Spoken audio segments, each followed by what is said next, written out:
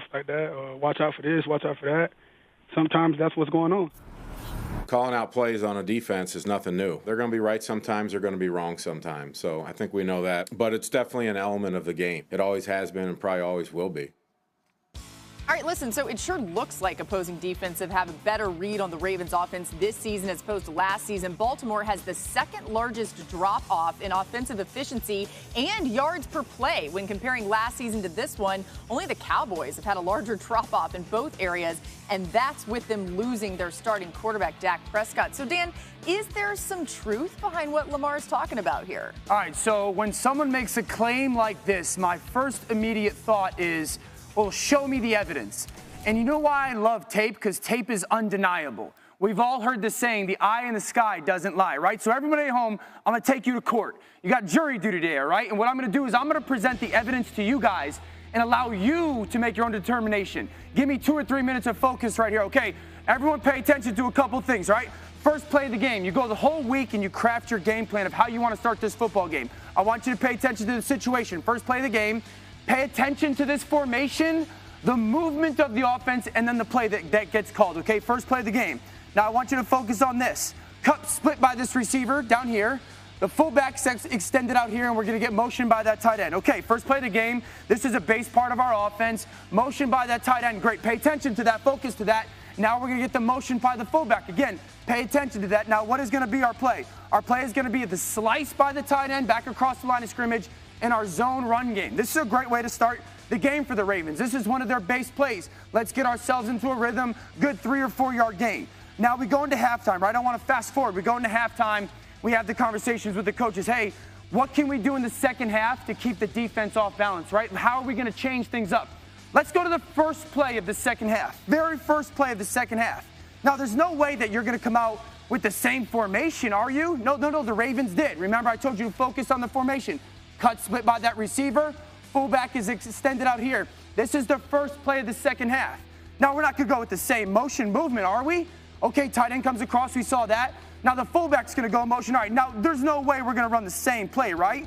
We're going to do something different to the defense. No, we're wrong. The fullback slices back across the line of scrimmage. Dive, zone, run game, front side. You don't think the defense knows this? We ran the very same play to start the second half that we did in the first half.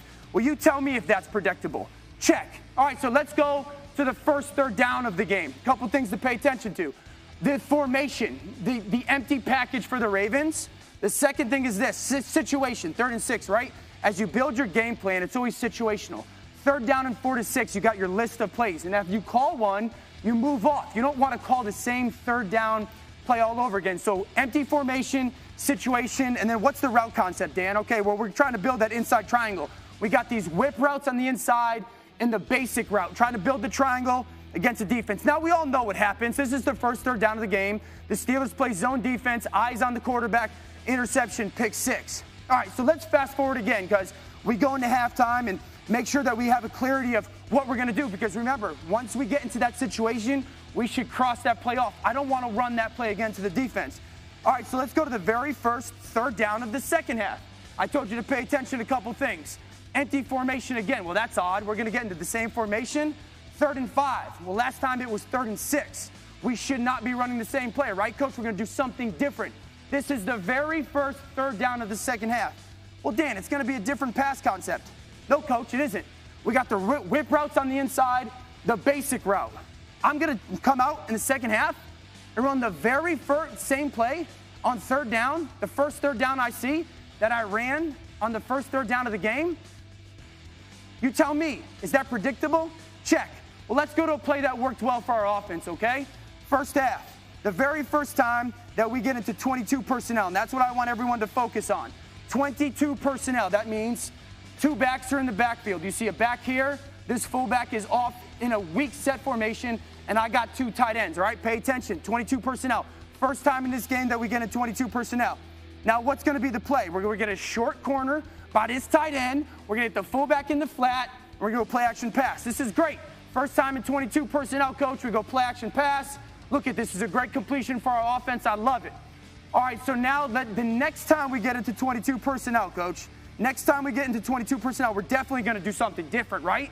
The very next time we get into that grouping, we're going to show something different. You see the back in the pistol, the fullback is in his weak set formation, those two tight ends, right? No, I get it, Coach. We're gonna show them the same formation out of the same group and try to run a different play. Well, what's going to be our play? Well, we're going to go short corner route. Perfect. We'll go short, but it's not going to be that same play action pass, is it? Where the fullback leaks into the flat, because the defense will never expect us to run the same exact play that we ran the last time we were in that 22 personnel. Here's the reality. Lamar Jackson made a claim, and I just presented to you guys overwhelming evidence that he told the truth. The Ravens' offense is predictable. Fire. That's what I'm talking about. But listen, from that standpoint, Dan, and I almost feel like I shouldn't say anything after you just put that evidence together in that fire, but I'll try to add to that based on just the football people out there that's not as in-depth as you were in that tape. Be creative. Evolve in your passing game. Find other ways to attack teams. Don't lose your identity in that moment. Don't lose your identity as a football team. You're a physical, downhill running football team with an elite quarterback with his legs. You have to evolve this passing game, this offensive creativity, the weapons on the outside. If you want to win a Super Bowl in Baltimore, those things are going to happen outside of the fact that you can't be predictable, maybe because you feel confined about the personnel that you have. Yeah, and to be perfectly clear, obviously we're noticing these things, but so are opponents that the Ravens are having to face. Adam, the Ravens had a player added to the COVID-19 reserve list today. What more can you tell us?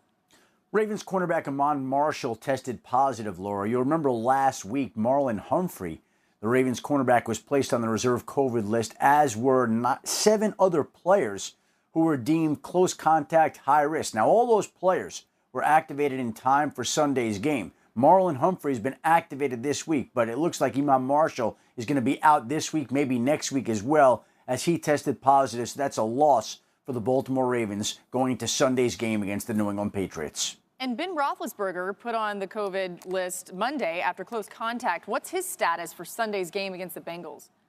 Laura, everybody's waiting to see whether he can go 5 consecutive days without a positive test. Everybody wants him to be healthy first and foremost, but beyond that, from a football standpoint, he needs the 5 days of negative tests to be eligible to return, to be activated off the reserve COVID list, to be able to play on Sunday against Cincinnati. Everybody's playing the waiting game right now because he was in close contact to the Steelers tight end Vance McDonald. But as of right now, we should have an answer this weekend.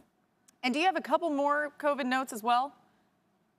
The Dolphins today put Christian Wilkins on that list as well. A lot of players on the list. It seems like the league is really trying to tackle a lot of cases, a lot more than it had to deal with in the first half of the season. Yeah, that Dolphins-Chargers game really more interesting now than it even was before. All right, so much more to come still on